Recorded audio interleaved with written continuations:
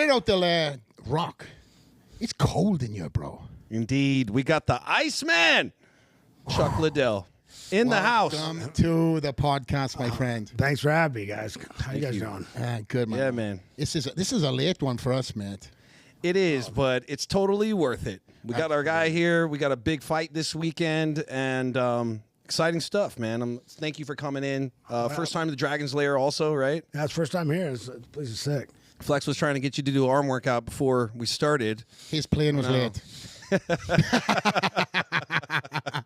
No, we've been trying to get you for a minute. We've been speaking about every time you come to Vegas, I'm always so busy when I come out. Usually when I come out here, I'm running all over the place like a chicken with my head cut off. Yeah, always kind of like, I mean, and a lot of times you're here for the UFC events, and I feel like they usually have you kind of moving around a little bit doing XYZ, right? Yeah, well, you know, it's one of those things. I like to get around, and I like to go do stuff. I'm out here doing it anyway, so I might as well. Like I try to stop out with the fan stuff and try to get out there. That's awesome. Have you got a busy week this week with 306? Yeah, I've got a few things. I got a bit busy things. We're doing some of that. I do those out colds. So I got filming some of those, so we have some. Yeah, I got a bunch of fighters in one place at one time, so it makes it a little easier to go do those. They're fun. Just hang out. You know. Talking of which, for the fans who haven't seen what you're doing right now, well, it's just they're just videos, reaction videos of us watching. Now I don't know what people out cold Flex. So you watch. Hey, we're watching. They put together a bunch of fights. The different like street fights, a bunch of crazy stuff. The guy put together. Sometimes I'm like, dude, what would you doing? Like, come on. And it's like, but it's it's funny. Like, we try to teach people lessons about street fighting and stuff, but it's fun. But there's we have a good time with it. There's laws in street fights? No, there's no laws. Well, I'll give you one. There is actually a few laws. There were a few little rules. Like, if you're gonna talk shit to somebody and walk up to them, get your hands up.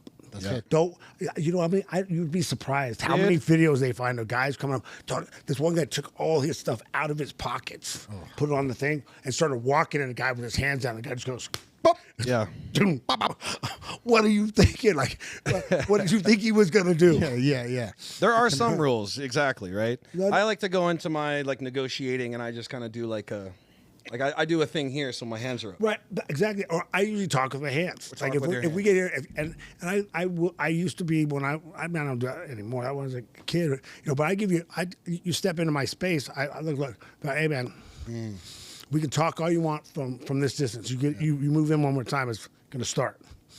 Yeah, they cross the line. As soon as they step into that bubble, it's like you're either fighting or you're not. Because I'm not letting you cheap shot me. Yeah, I'm not in a street. I mean, I'm not letting you hit me. I'm not gonna let you hit me, get a free shot at me.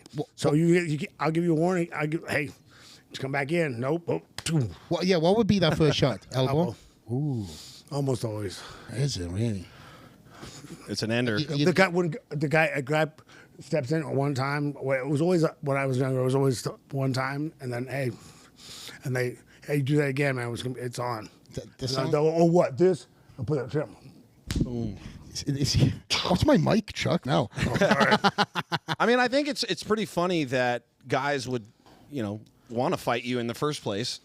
Yeah. Well, the funny thing, this is like before I was like, I think in my book I wrote about it, like about one of the fights, and it was I was probably 19 years old at the time. I just got done wrestling, and it was a big thing. But I wrote about the fight. The funny thing was, so I'm doing a book signing in San Luis Obispo. And this is like years and years later, right? Because my book is a story. This guy waited in line probably 2.5, 3 hours. Comes up and says, hey, man, can you sign this page? I'm like, why this page? He's like, because that was me. Oh, no. He's like, I'm sorry. I was a real asshole back then. Wow. Oh, man, thank you, man. Did you knock him out? Yeah. Oh, out. Yeah. He paid for the book, too. But, I mean, it was one of those things, It was kids, fights, It happens. He was trying. Well, I'll tell the story, I guess. That's cool. No. So we were driving up, and my best friend and roommate, and he wrestled with me at college, Pac-10 champ. He was there. His brother was in the middle of the street, and there was a bunch of guys around him, and they're talking shit to him. So we get out. We stop the car, get out. So there's three wrestlers in the car. So we run up, and what's up? And the guys are. and I had stitches under my eye from wrestling, and we had to wrestle ASU the next day. So we're coming up, and these guys start talking. I say, "Oh, what are you gonna do with me? I'm 18-0 in the street. And what do you do? I'm 218, 18-0 in the street. I'm 235, 23-0 in the street." I'm thinking to myself, like, that's it. Like, we used to fight every week. I might have got that many fights a weekend sometimes. I don't know. We were maniacs back then, but so it's like, and they're talking about my buddy, Eric Schwartz was my roommate. He's like, "Hey man, you can't don't if you open those stitches, you're not gonna be able to wrestle, man. Just let's just go. Let's just get out of here." And we're sitting there, and he keeps trying to talk to me. And the guys, "Oh, go nurse your stitches, pussy," and all this. And I would say, "All right, okay, I'm gonna go." And all right, he talked me into it. I'm gonna leave. I'm gonna let this go. "Come on, Greg, let's go." That's his brother who was there. And, "Oh, no, he's got to stay." I'm like, "Oh, thank you." We're not leaving without him. And I'd say he came in. "Oh, what are you going to do?" I said, "Hey, back up. You step in again. It's going to start." Stepped in. Boom. Hit his head. There was blood. There's a pool of blood there from back of his head. You know how when someone gets knocked out, that floor is no. Yeah, the smack off the that concrete. Floor is way worse than my hit. Yeah. You know, and then it's so funny. His buddy ripped his shirt off. Oh, Hulk Hogan style. 240. He rips his shirt off and comes at me. I hit him with a front kick, and he flies back. He flies like this and sat on his ass. I go for an axe kick. And I slap him in the face. I just missed him and slapped him with my foot on it and hit him in the face. He's like, "Just go!" Wow. All right, let's go, guys. And that's the guy in the book. What? The guy in my book was the guy hit with the elbow. Oh, okay. He's like, but I thought that was cool. I mean, it was So it's funny. You were wrestling back then. So when did you discover? I did karate since I was 14. I did that first. Okay. All right, so Kenpo, 12. Yeah. Then I did karate, and then I did wrestling when I was 14. You got into Kenpo later on, right? Kenpo got in it later on. That's what I did later when I met John Hackelman, and I started doing it with him. I started doing kickboxing and boxing and stuff. I still follow John, man, and I watch all his stuff. He's putting out those videos. He has all those street tactic videos. Like, I don't know if you follow him, but like John's awesome. Yeah, he's a maniac. Yeah. I love John. Yeah, can you remember an appearance we done together years ago? Which the one the one where we spoke, or the one a long time ago at that gym? You can remember in Nebraska. My man, yeah, bro, we done this. I think Chuck, I don't know if you just got the belt or you were the contender. I can't remember. It was like that period of time. Yeah, it was right in there. I remember exactly either. Yeah. But gunning for it. This guy. It was like 04 or 05. Like, so it was either right before I got that, right before the. I think it was right before the show. So I think it was right before. I think it was right after. I think it was right around when either right before, or right after the Tito fight before. It's that timeline, but him and I, we'd work an appearance together, and the cliche, take a picture together, and of course I step up to Chuck, like going to do the whole bodybuilding, forearm out, and Chuck faces me, and I'm like, you're like, oh shit, we're doing this, and I'm looking at him, and I'm like, okay, this is going to end soon, right? Okay, we're not fighting, because he was like full in character, being himself. The funny thing, that's one of the things I learned from doing. I was doing lines, like learning how to do movie lines, and I was trying to figure out how do you do these auditions. And they're like, it's just weird being like I'm fine with acting when you're doing the scene, you get into it, you're all good, but when you got to have an emotion on your face, and you got this little scene, and you're not really there's no set, so now it's just two guys talking, but you got to act like it. And I had a coach, I wanted this guy, acting coach, and he said, well, the easiest way to do this for me, because he does a lot, he did a lot of audition stuff, and he's like, is for you to think of what emotion you're supposed to have, and think and figure out what emotion you want to have. Think of something that gives you that emotion, right? And then and use that, and then say your lines, right? And so I kind of thought about that, and I'm like, I square up. People I want to square up all the time, right? So what if I kind of think of someone I'd like to hit, like I don't like very much, while I'm looking at them, and give them a real look, and you'll be surprised how many people do that and go, oh, man, that was scary. Yeah. But I think it makes a difference, because if I just every once in a while I've done it like I just wasn't thinking, I just do it that way. Never get that from that. But when I give it to them and I look like I'm really thinking about hurting someone, people are like, man, that, Yeah. you know. Yeah, he's definitely thinking about hit somebody that he wanted to hit when you looked at me. Totally. Who would it be for you? Who would that person be? I really don't get into that usually. Not today. Not today. I'm not gonna cover I that. tried, Chuck. I tried. Yeah. I had to do it once too. I had to do a face off with him once, and he came in on real on me, and I did. I was like, oh shit. I thought we were friends, bro. Yeah. Definite. But we're talking about. But that's the thing too. yeah. Like stare down, like that, like those pre-fight stare downs and all that stuff. Like I thought it was the funniest thing when guys like. I got, if you go back and look, I got Tito and Vanderlei to come after me at a weigh-in, like push me out of weigh-ins, right? Because when we were facing off. You want to know why they did that? Both of them. The way I've got them to snap and go is doing this thing. I just winked at him. Wow. Pisses them off because they really want. I mean, it's their thing. They want to make you want you to be intimidated. They like to intimidate guys, and they think you're. I'm looking at them like, man, you really. Pele tried to do that to me in Brazil. We're going to A soccer player? no, Jose Pele Jones, the guy I fought my second mixed fight. It was a 30-minute bare knuckle fight down in Brazil.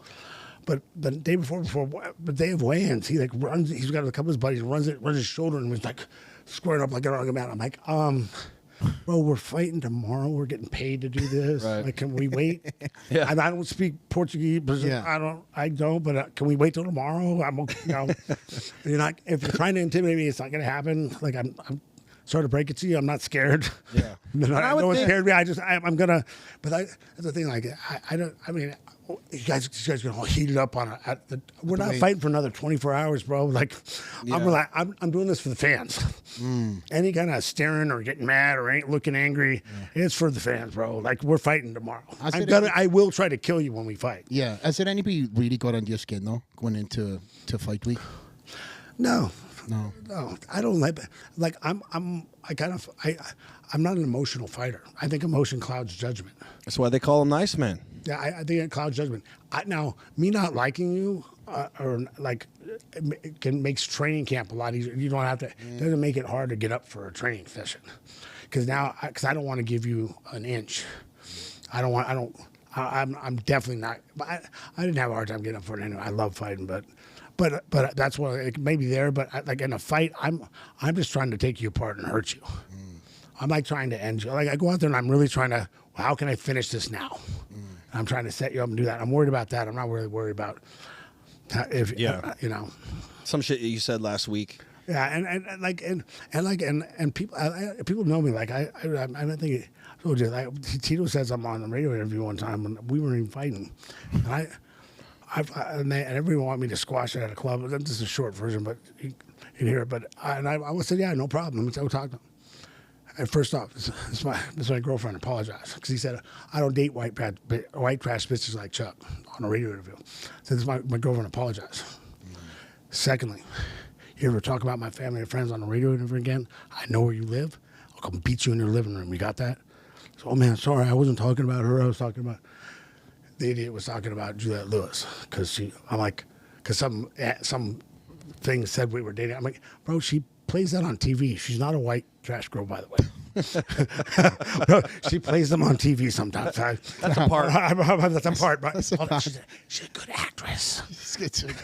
His judgment of reality and acting is skewed again.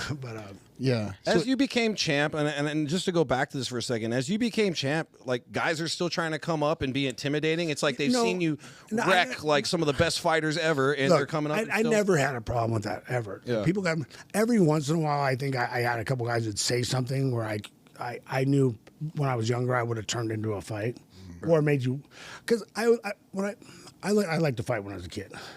But I wasn't ever a boy. I could always say I never made someone fight me.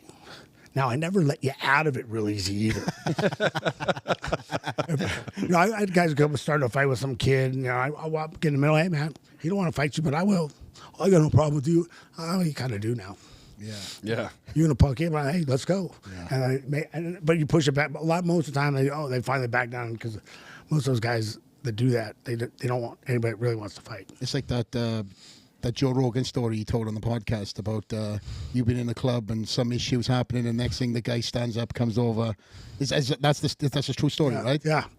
And then some guy was like, "Oh, Chuck Liddell, very good." Yeah. I would expect so. Yeah. But what for me, I love. But I don't know. Like for that stuff, what I wanted to say is like I worked in bars for a long time. I got good at and I learned that it's not worth de-escalating. Yeah, I know how to de-escalate things. So a guy come up and say something that I could turn into a fight if I wanted to, or I say, "Hey man, you sound pretty tough, man. You should be in the UFC. We're making good money now." And he goes, walks off. Chuck said I could be in the UFC, and I can sit back down and drink my beer. It's relaxed. Little ego stroking when Yeah. Right? But it's just easy. I mean, yeah. Has there been any? I'm sure there's been many over the years, but funny fan stories that have happened with you where people have come up and I have some. Well, you're looking at J-Rock like I have some. depends. Hey, hit me as hard as you can, Chuck. Tell these stories. By the way, for the podcast, what kind of story? What kind of stories are you looking for? Because there's a lot. the ones that sound fucking great. Okay, I have seen him. Guys come up and just punch me, Chuck. Just punch me as hard as you can in the arm. Kick me in the leg. I've had people actually come and have to remove guys from parties because they wouldn't stop bugging me to hit them. Legit. So give me some stories that you've been present of. I saw one we were in Beverly Hills. I think we were at Jesse Waits' house. We're all up, right? It's end of the night. We're all banged out, and some guy I didn't know who the guy was, but he wouldn't leave him alone until basically he punched him in the arm, and the dude couldn't lift his arm for the rest of the night. It's what did you think was going to happen? You don't go easy on these guys, right? When they want it, they want it. Well, if I decide to do it, but most of the time I won't let them. I might if I hit because you saw the one on what was it it was at the Hard Rock, not at the Hard Rock, it was at the Palms when they had Hart and Huntington. Yeah. When they had that show on there, I went in. They asked me. I'm out drinking. I'm having a good time.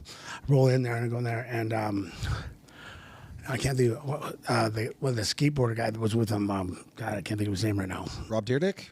No, Tony Hawk's. It was.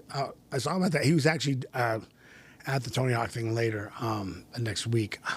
I'll think of his name, but anyway, so he had me come in there, and he asked me to hit him. On the arm. And I'm like, I'm not going to do it. I don't want to do it. I don't want to do it. I don't want to. So finally I was like, okay. So I kind of give him a little one, right? And he goes, oh, is that all you got? Kind of I was like, oh, is that it? I'm out. Can I hit you one more time? All right. I hit him again. Knocked him under the table. Wow. I slid under the table. And he was actually hosting he was the MC for the Tony Hawk charity. So he couldn't pick the mic up. So he was there going, Chuck, why'd you hit me? You asked me to. Yeah. But I was drunk. I'm like, sorry, so was I. I've seen a lot of leg kicks that are being thrown around with fans asking fighters do leg kicks. I think that's worse than it's almost worse. Well, actually, it's worse. Yeah, because the thing is with that, you're like, I can show you. I did it not too long ago. Demonstration flex. No, I did it not too long ago. But the bruise on the side of his leg was this big from one kick, and yeah, I mean that's probably. But it's gonna feel it for about up and going up and downstairs for about 3 weeks. Yeah, it's gonna still hurt. Those leg kicks last it's. Yeah. If people have never been kicked in the leg by somebody who knows how to kick, it's like getting hit with a baseball bat. Oh, that's what it's like. I used to doing liver shots too, but even those I was at the. I forget what the guy's name too. The DJ at some party. We were at the Kentucky Derby, right? A pre-party there at something, and I'm there, and he's like, "Hey man, I think I can take a body shot from you. Can I try to take a body shot from you?" I've been drinking. I don't want to do it. No, oh, come on, I can do it. I can take it. I'm not. I don't want to do it. And he goes, "Can I at least announce that you're here to the crowd?" Okay. And he goes, "Get up there," and he goes, "Hey, I got Chuck Liddell up here, and I'm gonna take a body shot from him." And I'm like, "Oh, really?" So now, and I don't think he put me on blast in front of everybody. So now you got to do it. Normally, if I did it with friends, I'd barely hit. I hit him. I just catch him in that liver shot, but I don't throw it real hard in it because I don't care if they go down or not. But this guy, if you're gonna put me in front of everybody, I'm making sure you go down. So I hit him. I hit him as hard as I could. He texted me. he was on his hands and knees for about 15 minutes. Right, and then he texted me and I said, "Hey asshole, you broke 2 of my ribs." Shot. I'm like, I'm sorry. Like that's why I was too little time. He's like, "Oh no, man, I'm just kidding. It's my fault. I'm an idiot." But he still broke 2 ribs. I broke 2 of his ribs. Yeah. He probably thought he was trying to get you to. He probably wanted to shoot vodka out of your belly button. That's what he meant as a body shot. Yeah. Wrong party. Wrong party. Wrong party. That's the wrong guy.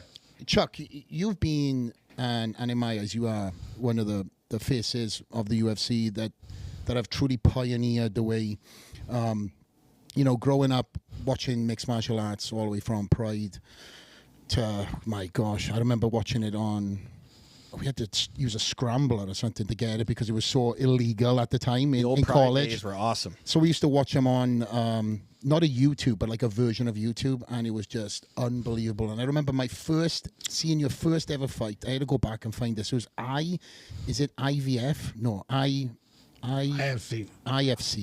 IFC. Which one? IFC 6.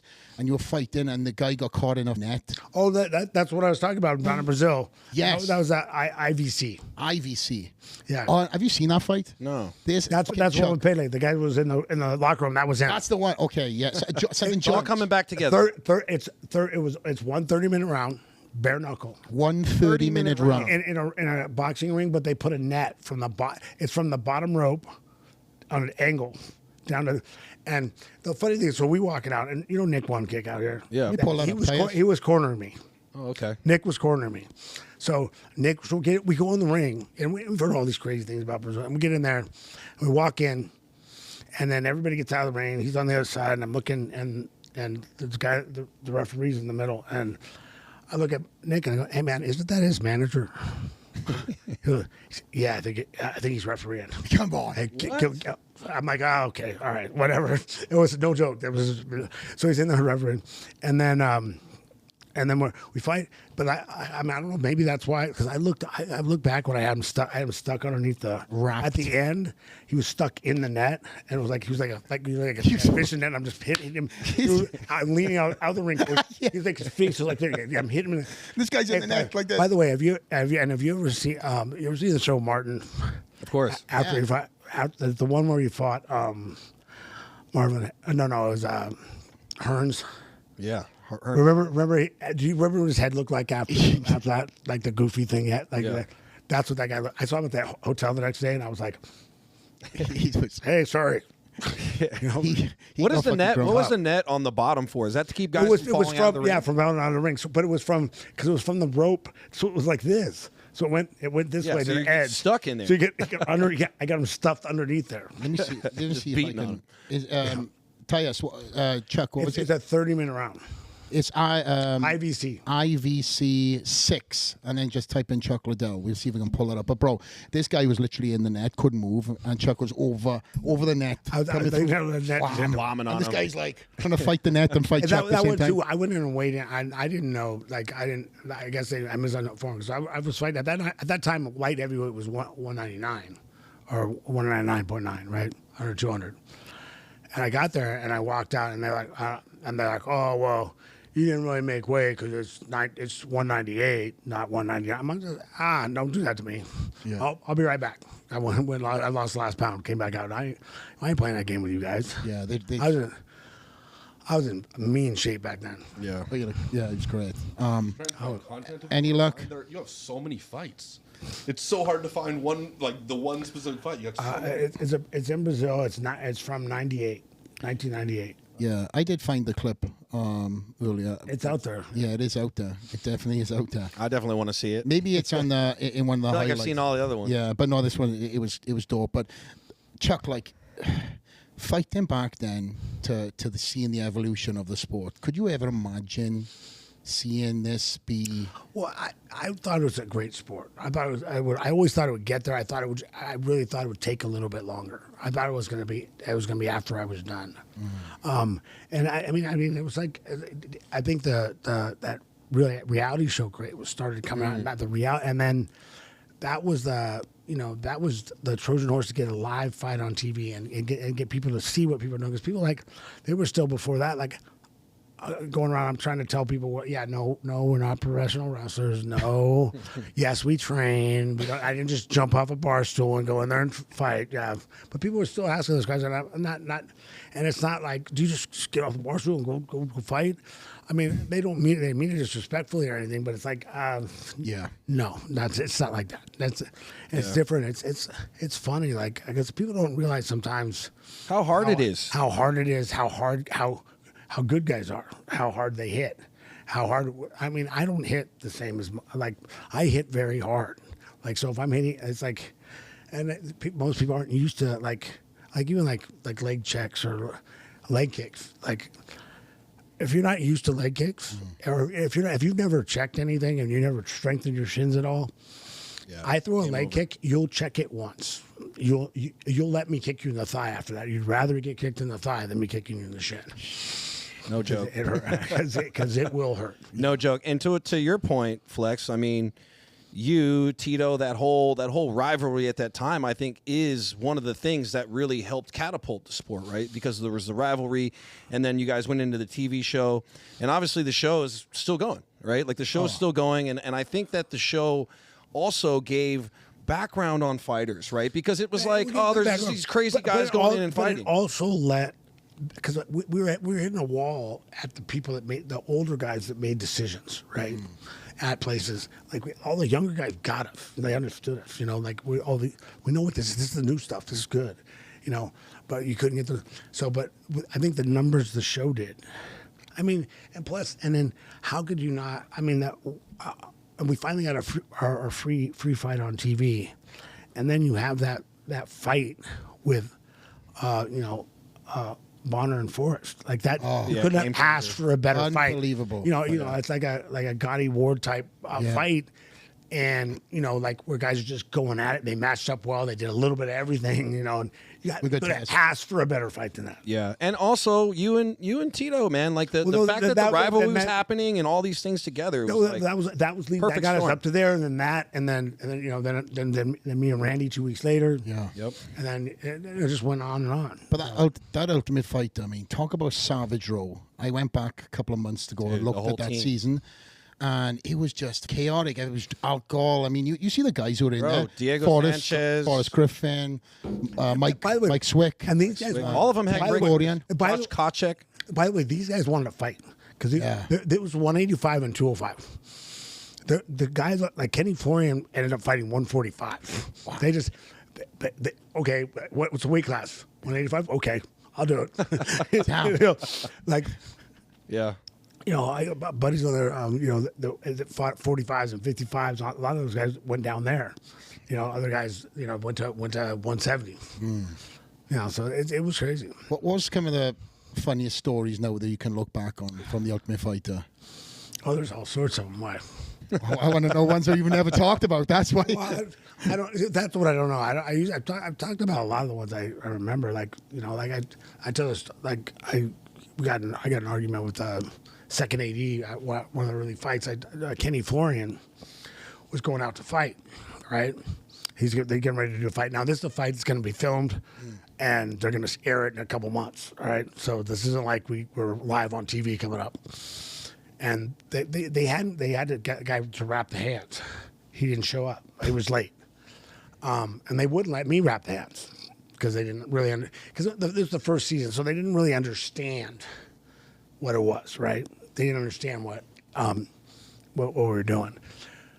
So, they come back. So they come back there, and I'm like, and so I got his hand wrapped. They come out, hey man, you got 5 minutes. I'm like, oh man, we need about 15, 20 minutes to warm him up.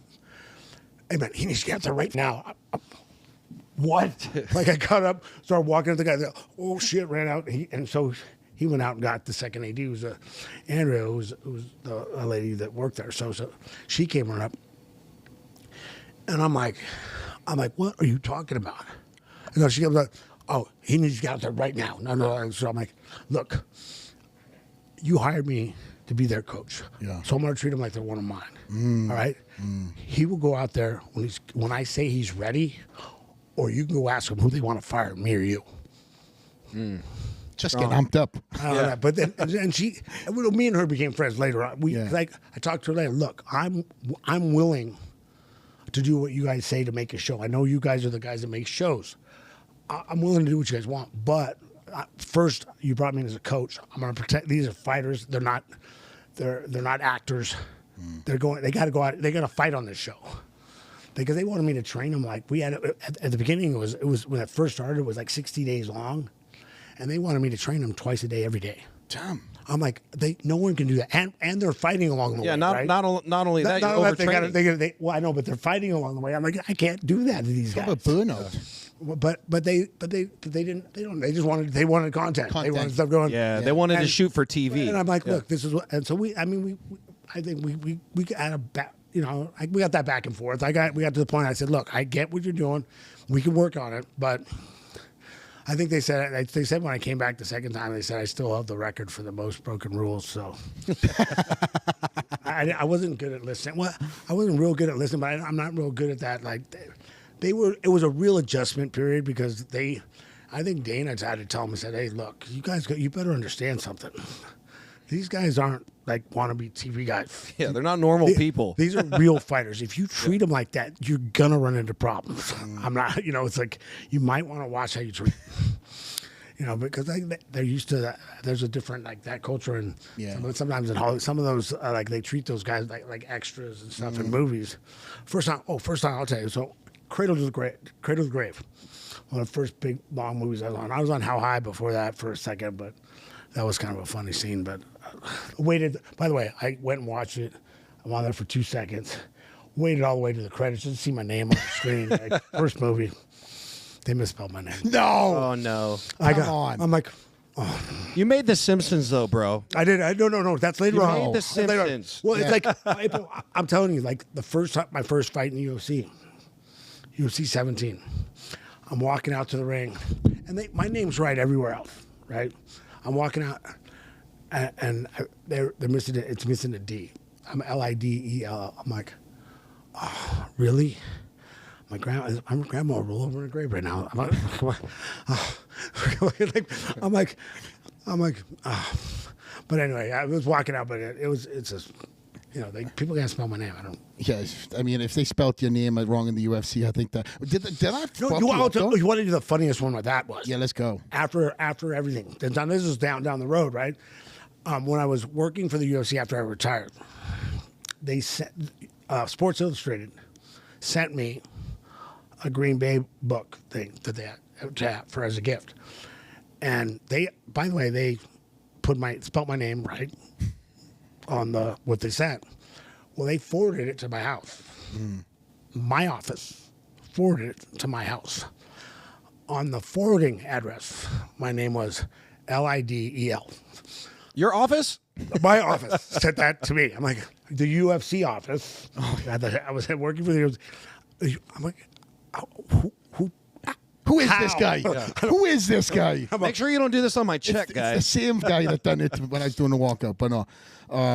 Have you ever had anyone? I have my name. The first time I went to Europe, someone else bought the ticket, right? To go out there. Oh, train, don't start right? about that shit. You know me. I know. Chuck Liddell, they put on. No one said anything when I went there. It took me about 45 minutes, and I finally pulled out a magazine and showed them that was me, because my name on my license is Charles. Yeah. So they're like, someone bought, and they didn't say anything on the way in, but I'm trying to go home. I'm like, oh, guys. Yeah. I got you. I'm here. I don't live here. I see this passport. I'm from the U.S. Can you I just want to get on the plane, please. Like, mate, the amount of times my name has been booked by promoters as Flex Lewis, and I turn up at the airport, I give my driver's license in. There's no Flex Lewis. I'm like, Steven? Yeah. And then I one time, same like you, I'm like, how can I prove that people call me, the connection is? So I had 2 issues that I got away with. One issue, they wouldn't allow me to fly. And I'm like, you got to be kidding me. Because am I wrong? Because like somebody booking me as under Flex Lewis. And then I've done guest posings before, and I've taken home whatever they're giving me, like a little plaque. Thank you for guest, doing the appearance. Felix Lewis. So that's my new alter ego. Felix. Anyways. I used to, in the early days, I knew like, okay, I'd go in, they wouldn't have my name at the hotel that we were going, because we did a lot of traveling when trying to promote stuff. And I go in there and okay, try L-Y, okay, R-Y, okay, yeah, that's me. That's me. They're like, okay, so they'd be like, and then when I list up all these different names, then I finally get the right one. They're okay, yeah, that's fine. Chuck, you've had any issues like in people in hotels? I'll tell you why that I asked that. When they used to book me in for certain appearances, whatever it be, Arnold Classic, International, I'd get to the hotel because of situations of old, and I'd change my name on the hotel room straight away. People would call my hotel room and ask me, Flex, yeah, who's this? And I'm thinking it's reception. What's shoe size you? Asking me, like, I want to make you custom boots. And I'm like, who the f is this? Twice this guy found out what hotel I'm in. Did you take the boots? Bro, no, he wants to take a picture of your feet and send them to me. And I'm like, bro, who is this? I told you you had a career in feet. I told you. Have you seen the mess of my feet, bro? Anyways, you ever had any issues like that, hotel room issues, or? No, not. Thank God. Actually, this is kind He's like, actually. Actually, this one, like, one of my idiot buddies was staying with me, and like, I had my oldest son with me, and we're staying at one of the big, huge rooms at Red Rock, right?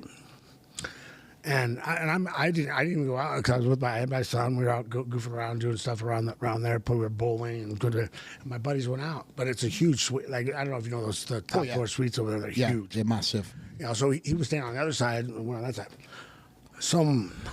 Also, I hear someone walking around out in the living room there, and I walk out and there's this bimbo, like, I don't know, like, whatever you want, but she's dressed like half her clothes on.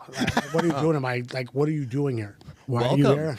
Like, hello. I'm looking for my buddies. And I guess my idiot butt had left his key card in the jacket of what room we're in.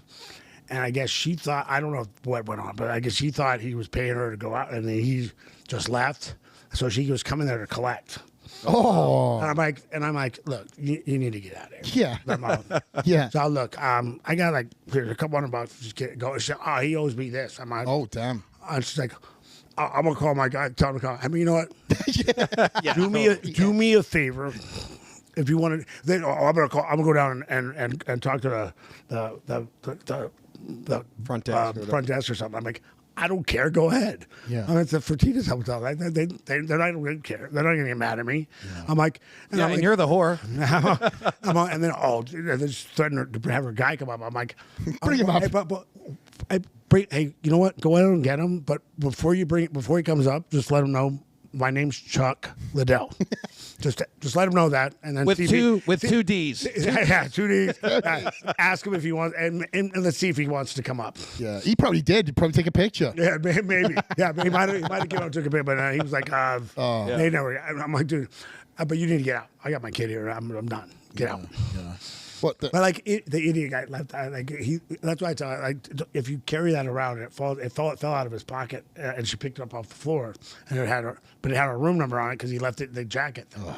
I used to take pictures of the hotel room, so I had it in my phone. That was the only way I'd ever actually find my room later in the night. Yeah, that's a funny thing. I used to do that too.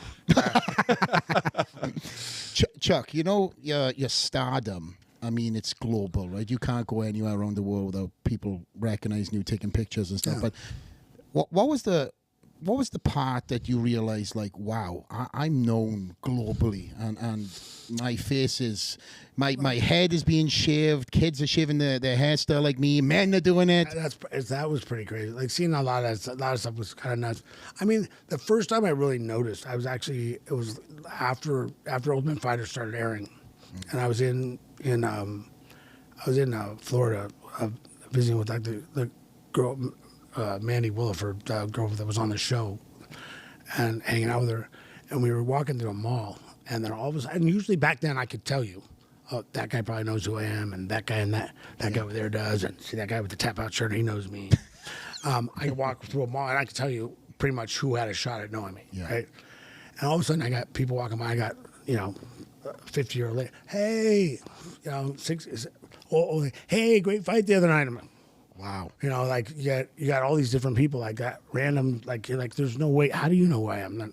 I mean, I think You became an icon. I mean, and it's shortly really after that, I remember I went the first time. I had a lady have me sign her arm, and she pulls up and she has a tattoo of it's like a picture of me. Tattoo. She was like probably like 55. Wow. I had a tattoo, a big portrait of me on a tattoo on her arm. I'm like, sure, you know. It's like, if you're out there, Crazy. DM us, Granny. Yeah, we want to see this tattoo, even if it's slightly saggy.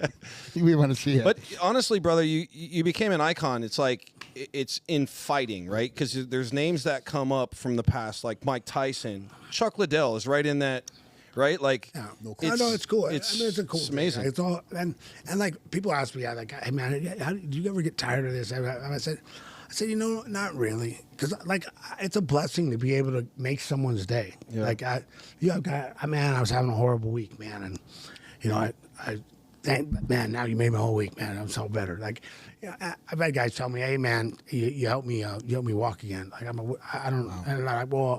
watched your videos before I went into rehab. They told me I wasn't gonna walk, so I'm walking. You know, so stuff like that. Like you're like that.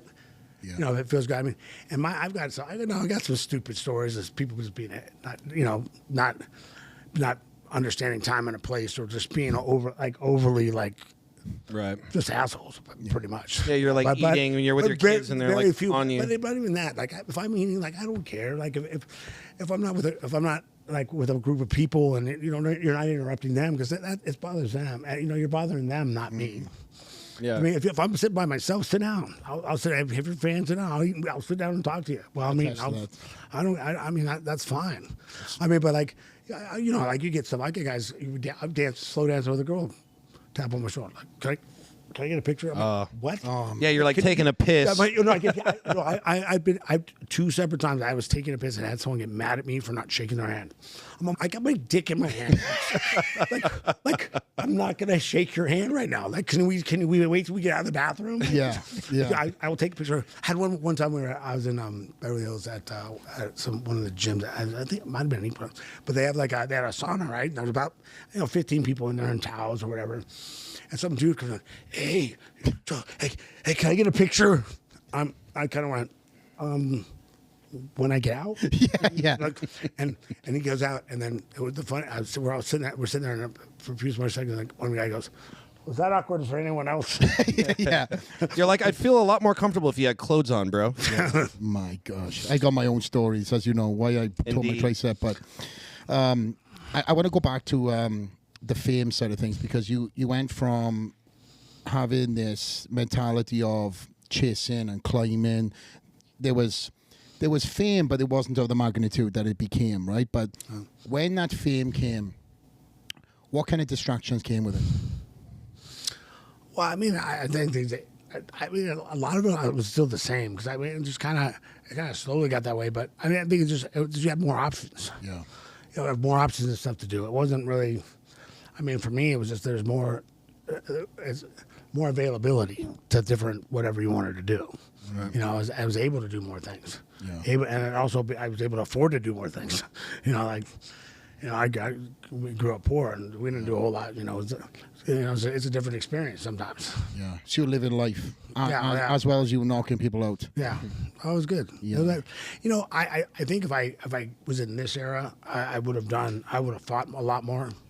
So that's a great point. I would have been in camp a lot more, because back then, I mean, I fought basically. Well, I had a fight here in Vegas for Nick, like a open hand strike fight, and then my first fight, real MMA fight, was in the UFC 17, and then from there I did a few other things, but for the most part I fought either UFC or Pride for most of my career. Yeah. And so basically there's only so many big fights you have here. So I fought on average probably three times every 2 years, pretty much. So, you know, it was one of those things. It's just like, you know, but I'm a guy that's willing to fight. If I'm healthy after a fight, I loved when they offered me Guy Metzger after Randleman. I knocked Randleman out in a minute 18. Fast, yeah. And they needed Pride needed a fill-in for to fight Guy Metzger, and it was in 3 weeks. And then we had to do like a 3-way deal between the UFC, me, and Pride, and because I had because UFC was going to keep me, they wanted me, and I had a 2-tier deal. Like if I won over there, I got 1 tier. If I lost over there, I got a different tier. And then I went over there, and 3 weeks later, so I took a week off. John gave me a week off because I'd already planned to stay out in New Jersey with my relatives. And then I got home. We took a week to put into training camp. Went out and fought again. Got paid twice. And at that time, I made 10 and 10, and then 20 and 20, and I made $60,000 in 3 weeks, and that was more than I'd made in my career at that point. Dude, that Kevin Randleman knockout, by the way, so fast was super impressive. I mean, and Kevin Randleman was a monster. Unbelievable. And coming down from, I asked for that fight because they weren't going to. That was a scary fight. They weren't going to get. They didn't want to give it to me because they said, well, if you beat him, you're going to be in line. You got to fight Tito. I said, yeah, of course. He's got the title still. I want the title. I'm not fighting him. Yeah. So I went out and I wanted him because he came down from heavyweight champ. He just lost and came down to 205. Was supposed to dominate. So I wanted the next guy to make it better. So. Were you friends back then, or you and Tito, or the rivalry had already started? It comes down to like friends and like. Here's the thing. What happened was, we trained together a little bit. I mean, he started training with a buddy of mine, and my buddy brought me in to help him. I was a sparring partner for a little bit, and the thing was, I beat him at everything. I can beat him in a straight wrestling match. I beat him. He was probably better at submitting people, but he couldn't do it to me. I'd sweep him. He couldn't stay. Even if he started on top of me, he couldn't stay on top of me at practice. He could. I won the takedown battle every time we trained. Like I think he got 2 takedowns on me the whole time we trained. Wow. And that was only when we were doing straight wrestling, no striking. And that's impressive too, because he was such a good wrestler. You know, both those times. Well, he's the style of wrestling I fight against. He's a kind of a bully wrestler, and you're not going to muscle me. I mean, you're not going to throw me around and muscle me and wrestle me. If you're going to beat me wrestling, you're going to outslick me. right? You don't get a muscle me. You're gonna I was a meathead. I was strong. I was flexible. It's really hard to bully me. Right. And then, sorry. So what happened was so when it looked like when I went and fought. I won those 2 fights, right? And then they had a last minute. They offered me what's his name? No, I can't think of his name. Vitor Belfort. They offered me Vitor to do 30. Well, I think it was 37 and a half, and it was like one of those is going to make it on to Best Damn Sports Show. So I was like, oh yeah, I want to get on that. So yeah, I'll do it. I'll do short notice and do that. So I beat him there, and then Tito jumped in the ring and said he was going to, when he was done with Ken, he was going to kick my ass. Right?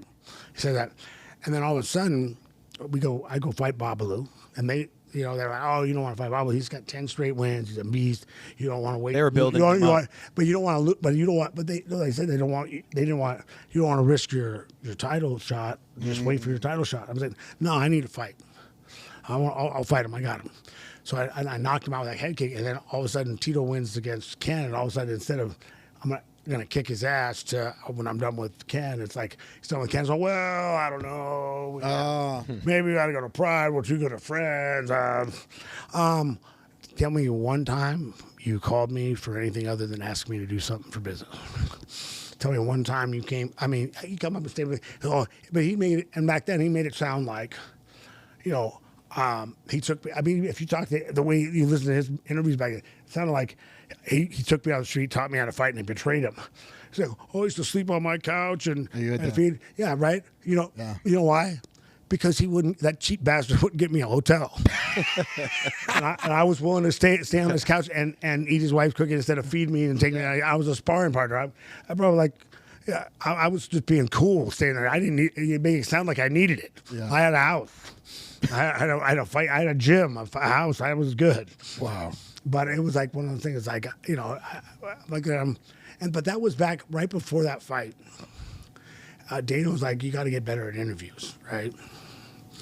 And Jim Gallo was my manager at the time, and his sister did drama from somewhere, but she was a drama teacher. And he's like, hey, you want to do an interview, like a coaching thing with her? And I'm like, sure, that'd be cool.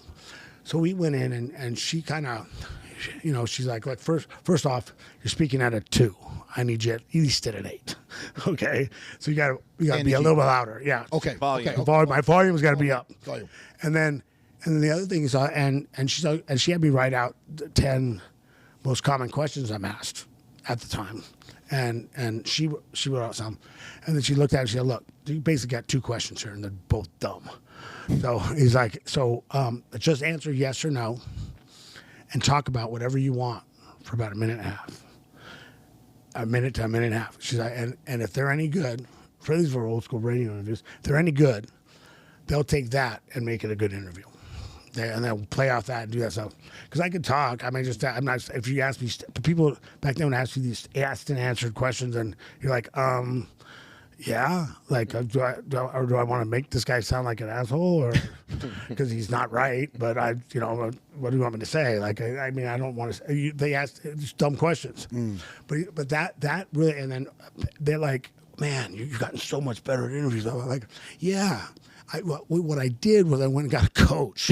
You guys, you can't just tell me, do better. Yeah. Be like me coming up to you and going, hey, your right hand sucks. Will you do better? Do better. Yeah. I think throw a better right hand. Yeah. I'm not telling you how, but I'm not going to tell you how. But go ahead, Just do it better. We talked a little bit about this with Aljo and Marab, and it's like, there should be some kind of media training. They're pushing you guys in front of the entire world. And that's actually some people's worst fear, is getting up and speaking in front of people. And so, it's like, that is a whole new thing that you have to like now deal with, and now also be good at it, which I feel like that's tough for guys, especially if they're not used to like, putting on a show, except for when they just knock people out, right? It's like they're more fight focused. But the thing is, like, for me, like, you don't need, like, I think some people get too into being a character or doing that. Like, the easiest thing for me is just me. Just like, be you. If you can just be you, answer the way you think. I mean, there's little things you can. She did a lot of little things that she could help me. Like little, I don't want to hear it that way. you're my hero. I don't want you to say it that way. I want you to say it this way, because I'm like, it's not worth that. Hitting a guy in the street, not worth. You break a hand and I'd be able to fight for a while. Like, I don't want to feel like you're worried about breaking your hand. I want you're my hero. I don't want to worry about that. So don't talk about that. Yeah. I'm like, well, I'm not really worried about it. If I punch you, I don't care much about anything. Like I tell people, like, people get, like, I meet people, or friends of my buddies, and we start talking about it, and I'm pretty animated when I'm talking about something I'm into, right? And people like start going, I could see them go, like, we're getting like a little argument or discussion about something that we disagree on, and they start going. I'm like, oh man, come on, man. Yeah. Don't do that. Like, I'm not. Yeah. You got nothing to worry about. If I hit you, your mom's gonna ask you why I waited that long, because that's how big an asshole you are. I mean, that's not my thing. I'm like, I don't like forcing people to do things. I used to get it. An ex used to give me a hard time about, why don't you just punk that guy? Why are you talking to him and just do that? Why don't you just punk him and get it over with? Because, if I punk him 99.9% of the time, he's going to make the right decision. The guy, but if he doesn't, has he really done enough to go to the hospital? I mean, has he done enough not to make it to the hospital? Yeah. Go ahead and flip that one. Has he done enough? But has he done enough for me to go to jail or to get sued? No. So why? I can always take it there if I need to. Well, thank God you're not like that. There's always if they cross that. That's people got to remember though. As I gotten older, and the line's way up here, but just there is a line. Like you. But most without my family around or good friends that you're trying to hurt, it's probably you're gonna have a real tough time getting me to do anything. I've had guys take swings. I mean, back in the day before I was on TV, but take a swing. You sure you want to do that? This is your last chance. Like, are you sure you want to do that? Like, you catch the fist. Yeah, kind of that's the same kind of thing. Like, are you sure you want to try that again? We try it again. It's not gonna look so good. You missed the first time. Yeah. You missed the first time. Do you want to be in my book? No, you don't. Yeah, exactly. If I could for a second, going back to the shtick, right? Because I feel like a lot of guys nowadays kind of have to have that shtick, and I don't know if that comes from WWE or whatnot. I mean, I ain't mad at them though, because like think about it. They make money that way, listen, right? It's like they're getting more people interested in the fight. Hey, look, like it's like Chael Sonnen. I would say He's great. no. Chael, His talking is good. yeah, no, but Chael that. And I used to make fun of him and I used to give him a hard time. So I'm like, yeah, good thing you do that because you're the boringest fighter out there. Like the way he's old, he used to throw back to lay and pray. Yeah. You know, like he's like, but I mean, he's a character. People want to watch him. He got 2 title fights because of it. You know, like got people. Colby Covington, all these guys. I mean, there's guys who have put this kind of thing together, and it's worked for them. But I'm not mad at you for if it helps you jump the line. That's what we were trying. Like I used to get ready back in the day. There's only about 4 or 5, 6 UFCs each year, you know, and I used to get somewhat ready for everyone because if someone fell out, I wanted to be ready to go and jump in because I wanted to jump the line. Wow. I don't. You know, you're down. I'm getting there, but I don't want to have to. If I can jump the line, if I can lip, I'm sure someone could talk me into lipping off the right way, and I could jump the line. I might have been talked into it back then. Right. I don't know. I'm kind of glad it was just I got to do it my own way, but it wouldn't have been you though, Chuck. Yeah, no, but I still won't say stuff. I remember I was. I don't think you need it. So I was on Dancing with the Stars, right? Yeah. Remember that? So they're always asking me to say certain things while I'm training. While I'm dancing, because they want to get these sound bites, right? Can you say this? And and this guy can't. And there's certain things that they want me to say, like threatening, and I'm like, it's not me, and I'm not doing it because I'm not playing somebody. I could, hey, if I'm doing I'm actually doing a movie, and I can act, I can be a character and do anything you want. But if I'm playing me, I can't.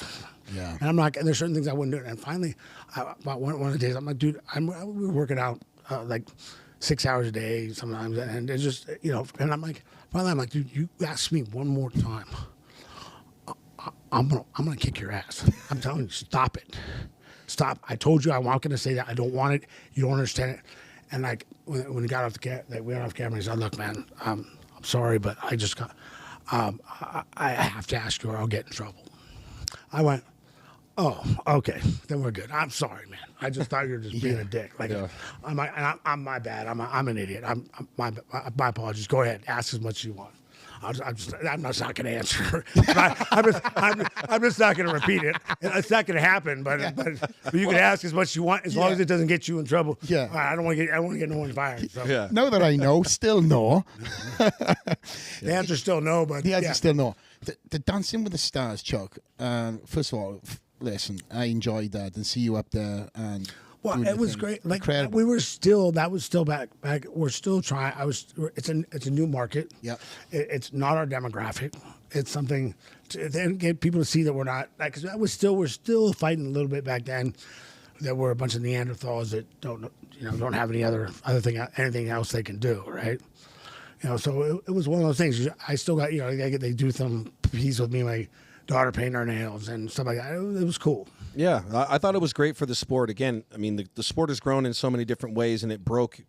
You're one of the guys who broke it into all these different different spaces, you know, and I think that was really important. I got to do some pretty cool stuff. Yeah, you've lived one hell of a life. Yeah, I got to do Entourage. I bet I asked everybody to get on that. I'm like, everybody knew. Like, I'm like, hey, that's my favorite show. It's the last show. That was the last show that I used to make sure I watched it on time. Yeah. Like I watched it every week on time. You know, I didn't TiVo it. It was a funny. I loved it too. And then you had the part. And I got a part, and I was told they were gonna have me do like. And I said I just want to walk on and say hi to Vince or something.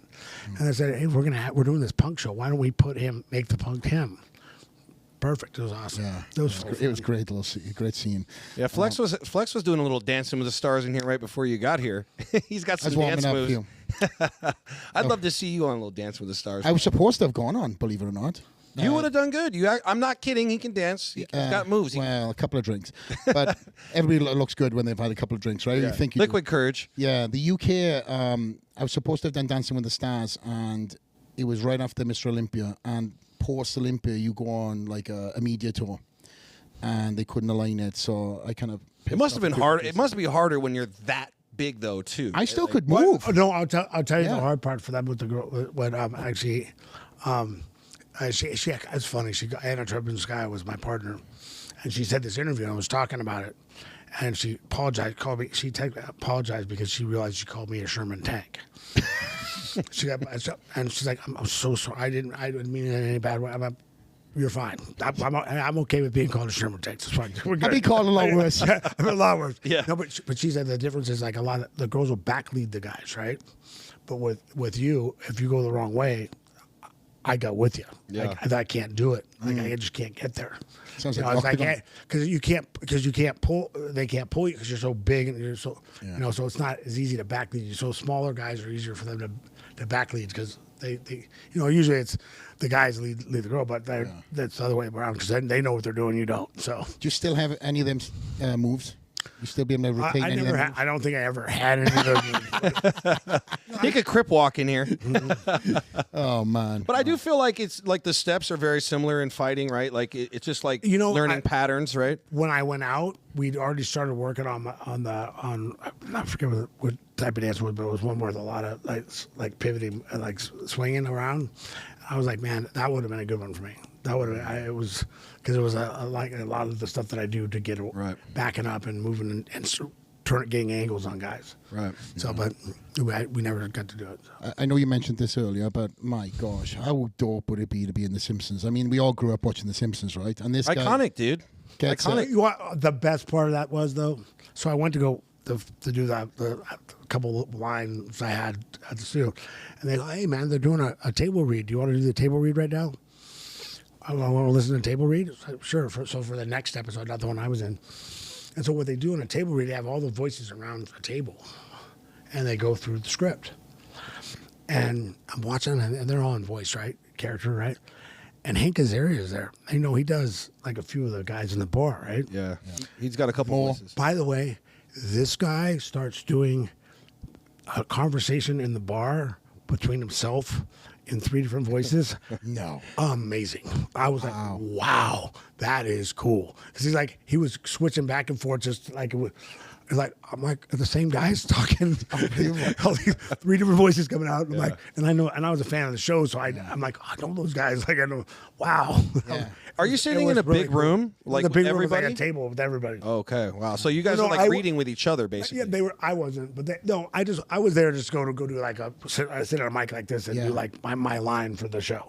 Right. But they were in there for a table read at the beginning because they kind of work through the thing and they kind of make the final edits and the right, okay, this works, this doesn't, that kind of thing. You know, they do that.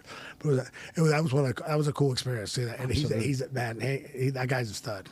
Yeah. So he does more. He does more than in the bar. What else does he do? I think he does Mo. It's like 4 or 5 voices that he does. On Yeah, the and show. it's amazing. I forget now. That was back in the day when I watched that show. All the time. Yeah, I watched the behind the watch scenes it of also. South Park the other day, and the guys switching their voices. They do about 6 to 8. Yeah. Same thing Different with the Family Guy, Seth MacFarlane. He does like he does like 3 or 4 of those voices himself. Yeah. It's talent. Chuck, you've got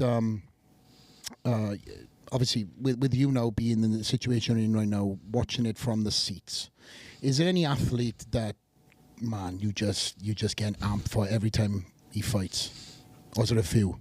Well, a lot of them. I mean, I love fighting. I love guys that go out there and fight. Like Poirier's he's such a nice guy too.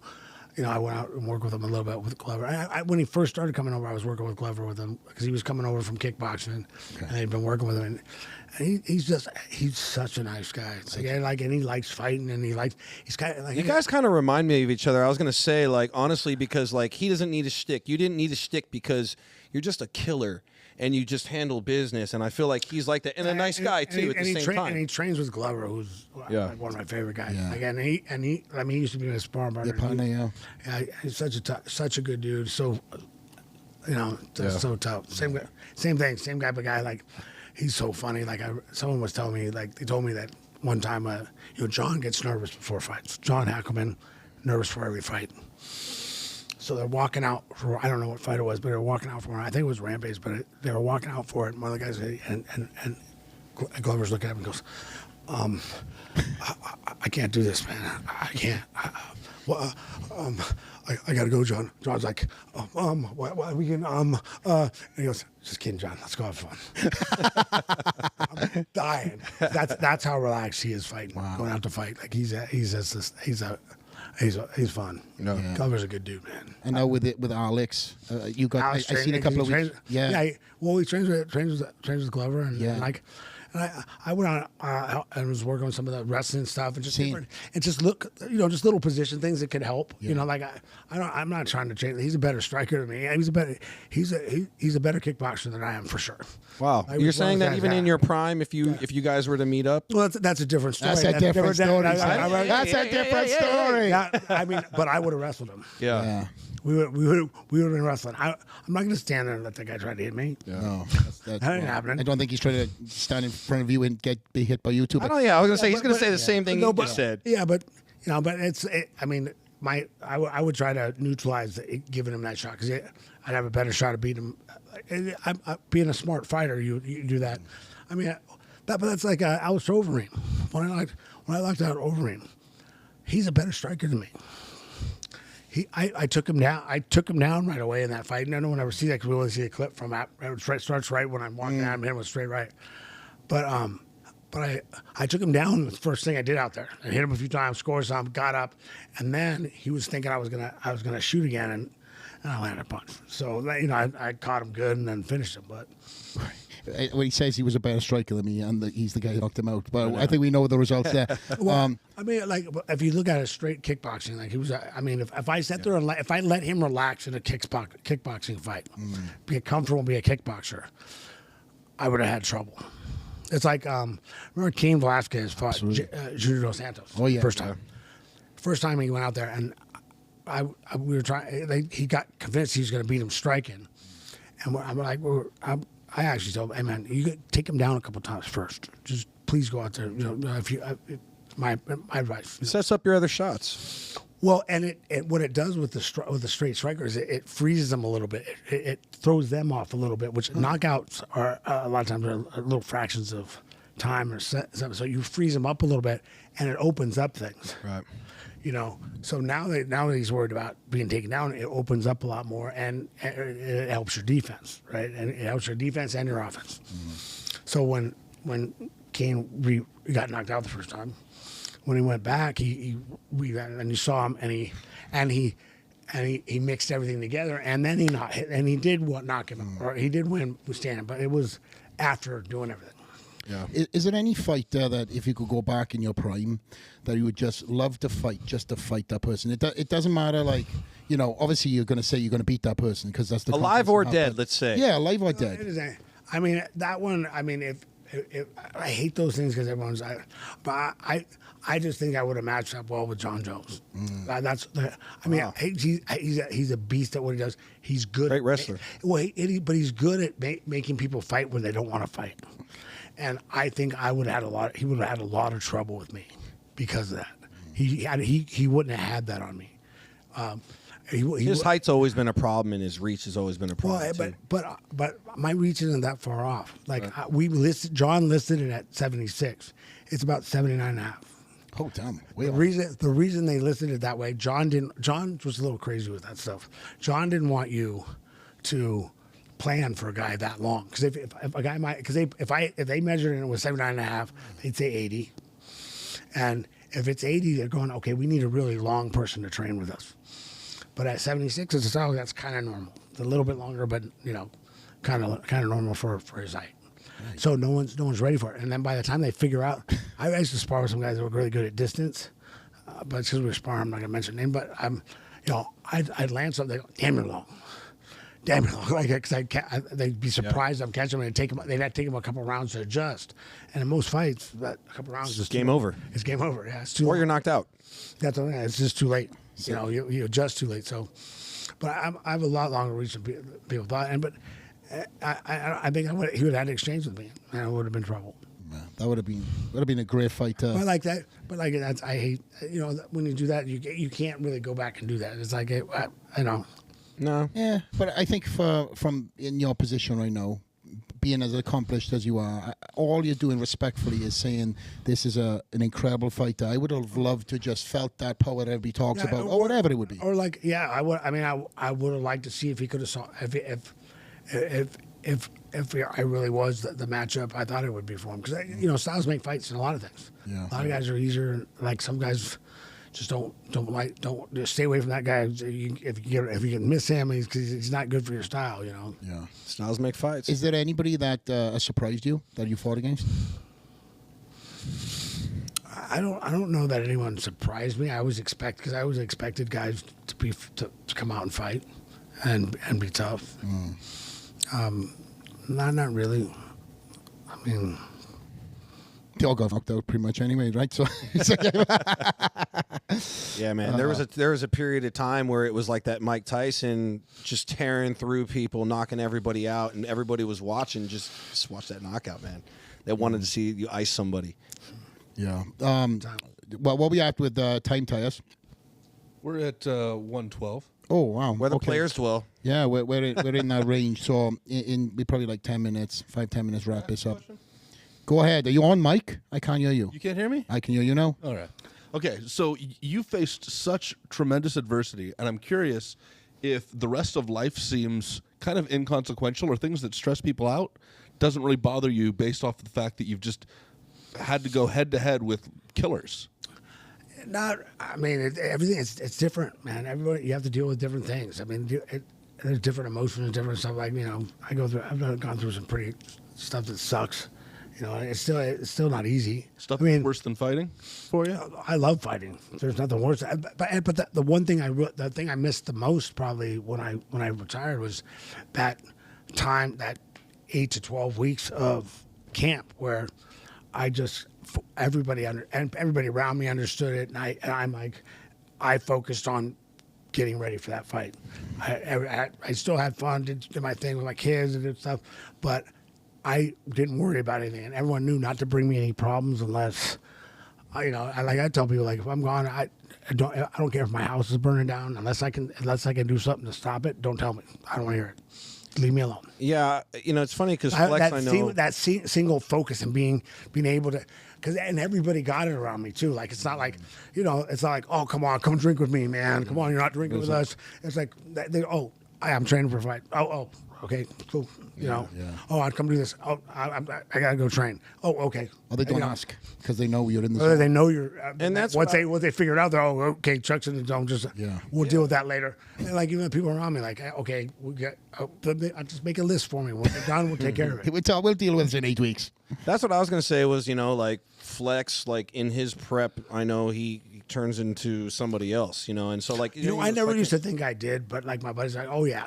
Yeah. Yeah, I mean, you're always cool and mellow, but you're a different cat that last week. That shot is getting sharp. And you're, because you're at that point, you're like, you're well, especially the week before, because I stopped training the last training session, and then you're ready to go, and now you got nothing. You're not using your energy for anything. Yeah. Right. Because you're kind of just cruising. You do a little workout here and there, but we never did anything big after that. It's like 45 minutes of just kind of moving through the motions. So now I have all this extra energy. I'm sitting there and I'm like, Say something. And you're ready to go, and you're up, prep for a fight, and so yeah, you get in a little mode. Is it one thing that you kind of took for granted when you were fighting, that you wish you kind of know you're retired? Took for granted. Or something you miss as that fighter? Look, like I said, I missed, because people always ask me, what don't you miss from fighting? And I'm like, there's nothing I didn't miss. I liked going to the gym and getting ready. Like, I used to say, I take a couple months off after each fight. And by taking off, I didn't mean I was out of the gym. Yeah. Taking off meant I wasn't the focus of the. Usually, I had to be back by Monday or Tuesday to spar with someone because they had a fight coming up. And I still, just because I was done doesn't mean they're done. So I used to, time off to me just meant I wasn't the focus of the training camp. But I always I love martial arts. I love fighting. I've been doing karate since I was 12. I used to tell people, like, that's one of those things I used to do. I used to go to wrestling practice and I do my homework at school, go to wrestling practice, and then I go to karate after. I do for football season. I go to football, and then I try to get all my homework done, so I go to karate after. So I won't let me go. So, yeah, I love training. I kind of figured out when I was young that if I train harder than these guys over here, and I keep learning more, I can beat these guys that've been here a lot longer than me, or been here doing this longer, or that are better than me. I can get better than them. And I learned that. I felt that when I was little, so I just was always trying to get better, always improving, always getting better, because I wanted to be able to beat everybody. And with the evolution as that sport grew, with all these different, mixed martial arts. And that was the thing. What happened at first? Remember when I first came into it, it was really, they're still trying to be like the wrestlers versus the jiu-jitsu guys, the strikers, or, and then at that time, like there's the guys that have evolved and really figured out, hey, we got to learn everything. We got to do a little bit of everything. And then there's the guys that tried to keep proving it was their style, and then they kind of faded out because they you have to adapt. They just run out. You don't adapt. Adapt or die. And especially back then, like if you don't adapt, it was going so fast. You have to, and you had to be decent to be a good fighter. You had to be decent at everything. Was it hard to get training partners back then who were specialized in certain things to bring them in for camp? Everybody was trying to figure out how to do camp. We're figuring out how do you mix wrestling and striking and jiu-jitsu and like one of the best adjustments we made was for sparring. When during sparring you could shoot anytime, so you didn't get, because the problem is a lot of guys we get in a kickboxing stance, get comfortable in kickbox, and then when we wrestle, we get in a wrestling stance, and then when we fight, we're in the middle somewhere, and so now you're timing your things off, because if you that's what I try to tell people. People always talk about striking and MMA. Oh, it's not like boxing, or it's not like, well, you can't strike like a boxer in a kickboxing match, because guess what? I'll kick you in the leg. I'm going to kick you in the leg. I'm going to do that a couple of times, and you're not going to want to fight anymore. I always said, if I fight a boxer in a kickboxing match, you got one round to knock me out. By the end of that round, you're not going to be able to put enough weight on that front foot to knock me out. So, it's just one of those things. People, I always get that thing with people about the striking. And your striking is different for MMA. Yeah. Because gloves are different, angles. And it's just... You can't stand in a certain stance. You got to worry about wrestling. You got to worry about everything. So it changes the timing a little bit, But so it was always hard to adjust. So my timing got better with my because I was finding it hard. I had a lot of knockouts in kickboxing. I was having a hard time transferring it over. And then when I started doing that, so now I'm training. So even after that, when I work with a couple of good boxing coaches and guys, I'd start at the beginning. I just say, hey man, this is my stance. You can't change that. After that, I'll listen to everything else.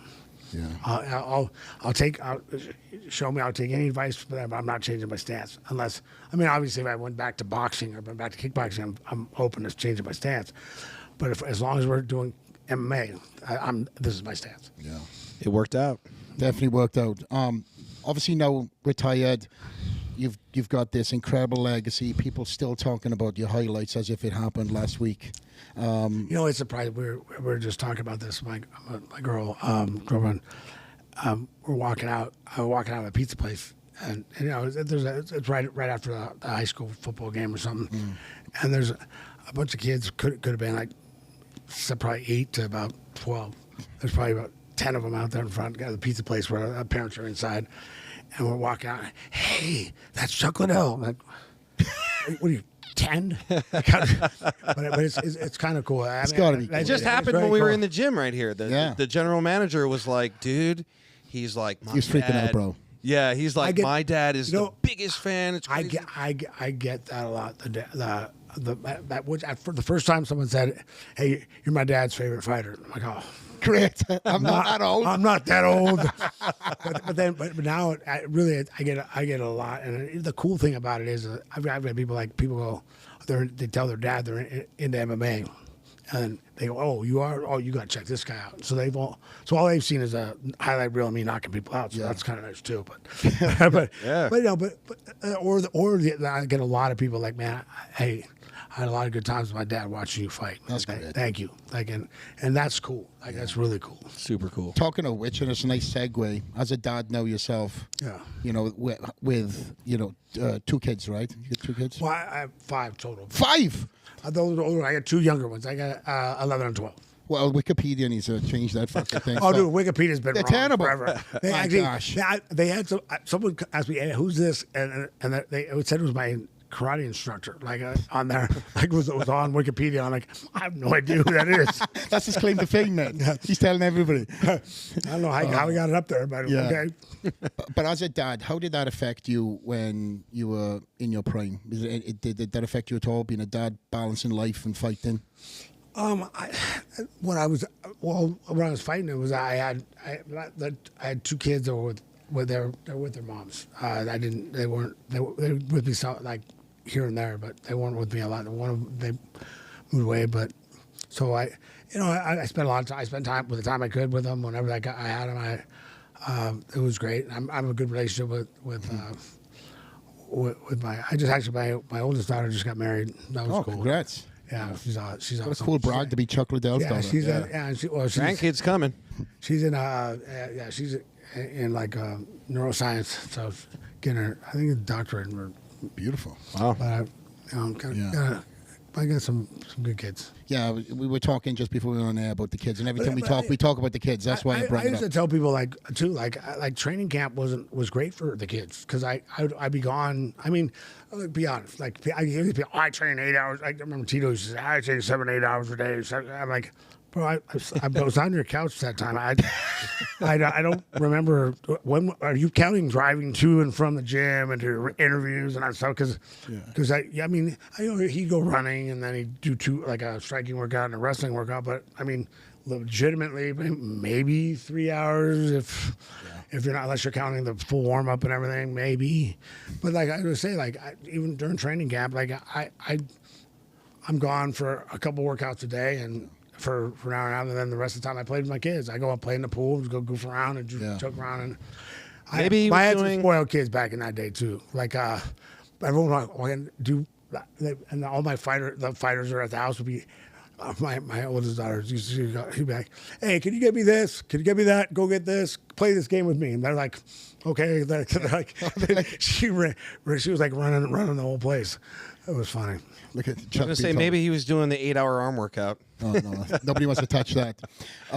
Chuck, in kind of landing this, and a funny thing, I don't know if you've seen this, and probably people sent it. You've seen that guy kicking off in Walmart.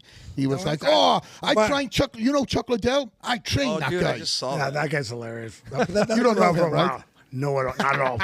That's the guy from the book. That's the guy from the book. No. We trained once for a second. Yeah. Oh, my gosh. Man, I used to get that all. I don't know how many times I have people come to me. Hey, my buddy used to spar with you, and I'm like, oh yeah, tell them I said hi. And then they'll try to dig into it. I'm like, okay, bro. Like, they told me, oh, yes, his name's this. I'm like, oh yeah, tell them I said hi. And I'm like, they want me to acknowledge. Like, I'm like, dude, like, I'm trying to be nice. Here, like, I don't know that name, and if he sparred with me unless he like one time sparred with me at a class or something, and I was just doing a thing, he wasn't my sparring partner. No, he was your sparring partner. No, he sat in the seminar. If he was my sparring partner, I know his name. Yeah. Like if you say his name, I will know it because I picked him up off the ground. Yeah, but we had our guys. I had my guy. They're friends of mine. Yeah. When you share blood and sweat, that's how it works, man. The funnier one, like, hey, used to date my sister. What's her name? Oh. Actually, I do know. You could call it date. I don't know. I could call it date, but that's her claim for fame, bro. That's her claim for fame. Rock. Anything else in parting questions before the pod lands the plane? I wanted to bring this bad boy up here since you had it here in the office. I mean, you're an action figure, bro. How cool is that, though, bro? Let's be honest. It's awesome. How When I cool. say my boy's got his own money, my boy's got his own money. Yeah, I put it that, as you guys know, if you've been and seen the office tour, that sits pridefully on top of the VHS UFC sets. No, That's it's one of really my cool. favorite Card fights. collection. That's one of my favorite fights because I remember being around all the boys during that time. Everybody was talking about it, and everybody can tell you where they were when they watched that Chuck Tito fight. It was the hypest fight UFC had ever put on. I mean, Ken and Tito had a good rivalry, but that I feel like was game Oh, it's changing. bananas. Oh, you want to hear some funny thing from that? The first time the first time we fought, they had us do we had to do the pictures for the thing, and this was back in the day when they actually used real cameras, and they had you both there. Real face-off. It took about 3 hours because they shoot a bunch of shots because they make sure they don't get to see if they have the shot till later. It's not like now where they look like they go take 3 shots, they look see if they got it. Okay, I got it. So they're doing that, and we're doing like these, and we didn't say one word to each other, and the only time we broke a little bit was we touched noses and we both kind of went. Like, what the fuck? It was pretty funny, but yeah, we didn't say a word that whole time. Well, that's become one of them legacy fights that everybody talks about, no matter how old it is. That's going to be talked about in 20 years' time. Hey, the funny thing is, like, people say something like, bro, like, I don't hate him. Like, I don't care enough to hate him. I mean, I wish him the best. I heard he's a good dad. I give him that. Good. I mean, I don't want anything to do with him. I don't. But I got nothing against him. I mean, it's like, hey, bro, it's over. Like, we're good. I saw the special, the documentary on ESPN. It was great. Did you Which watch one it? is that? For There's a documentary called 30 for Chuck and 30. Tito. It's 30 for 30. Yeah, 30 for 30. I have not seen that. It's great. Oh, I'll have to check it out. I should have. They did a watched it really good job, actually, Yeah. of kind of glossing over the whole thing, and the growth of the UFC and kind of putting it together. It was a really Yeah. good job they did on that. You'll like it. Yeah, You I love all that stuff. Again, it doesn't matter how old that was shot because it's still so relevant and still so exciting to watch something that you already know the outcome of. Yeah. I think the behind the scenes of that would be definitely interesting. 30 for 30, yeah. Okay, check it out. Well, Chuck, mate, I really appreciate it, mate. I know that you literally got off the plane and came here straight away, and for me, mate, it means a lot. Good. Finally got you here to the gym after us trying to pull this off. Been a while. It has. I've been trying to get him here, and it's not because he doesn't want to come here. It's just his guy is like 2 passing ships. I'm here. He messaging me. I'm in Vegas. I'm not in Vegas. I'm in Vegas, and then he say, "Bro, I am slammed. I can't get over. Maybe before the end." And I'm like, "I'm not going to see him." But we done it tonight, Yeah, and that I that's appreciate awesome. it, my Thank friend. you. Thanks for having me. Any parting words, my man? Nah, brother. Thank you for coming. The Iceman in the house. Iceman in the house, and my friend, it's an honor to again see us go from that square off in Liddell, Nebraska, to now have a friendship and see what you've done through your career, now into retirement, all the things you've achieved, and being a true pioneer of leading all these opportunities to all the fighters that are now just having these incredible, new opportunities, and you were that man that opened the door for so many. So you've been a true pioneer. You're a legend of the sport, the champ, and everybody's, everybody's favorite fighter on the scene, my friend. So honored to have you here. Thank you for chopping it up so late, and it's been a blast, my friend. I truly appreciate it, mate. Indeed. Thanks, Thank you, brother. man. This is Flax, Rock. the Iceman. We are out.